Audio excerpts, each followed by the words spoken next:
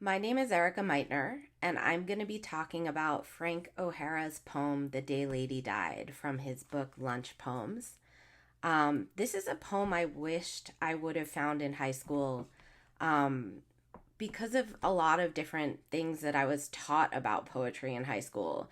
I was taught that poetry should be about nature, that poetry should be timeless, and that poetry shouldn't include pop culture. And one of the things I love about this poem by O'Hara is it does the exact opposite of that. So Frank O'Hara wrote this book, Lunch Poems, on his lunch break from his job. He would walk over to Times Square and sit down and spend 30 or 40 minutes writing a poem almost every day about what he saw while he was on his lunch break.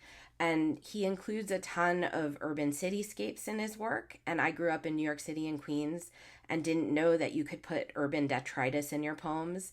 I didn't know that you could put pop culture references in your poems, and he puts a ton of them in this particular poem and all of his work.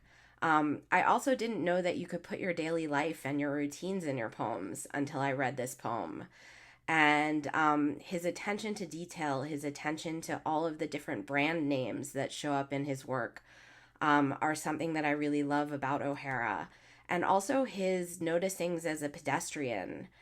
This idea that a poem is about where you focus your attention as you're going about your daily life is something that's really important to my writing process now. So I wished I had found his work in high school. The other thing I love about this particular poem is it creates a ghost map of New York, and of a New York that's vanished since he wrote this poem. And this poem is actually an elegy to Billie Holiday, the jazz singer. And it's about him finding out about her death from a newspaper headline. And so the idea that daily events, that even the news can be incorporated into your poems, is something that was news to me until I read this poem. And the ending creates this really wonderful lyric moment where O'Hara stops time. And that's something I really love about this too, that the poem builds to a crescendo and then leaves us in this really emotional moment as an elegy to this jazz singer that O'Hara really loved and his memory of watching her. The Day Lady Died. It is 12:20 in New York, a Friday, 3 days after Bastille Day. Yes, it is 1959, and I go get a shoe shine because I will get off at the 419 in East Hampton at 7:15 and then go straight to dinner, and I don't know the people who will feed me.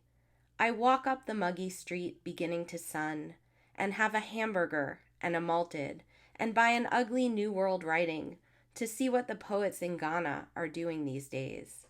I go on to the bank, and Miss Stillwagon, first name Linda I once heard, doesn't even look up my balance for once in her life.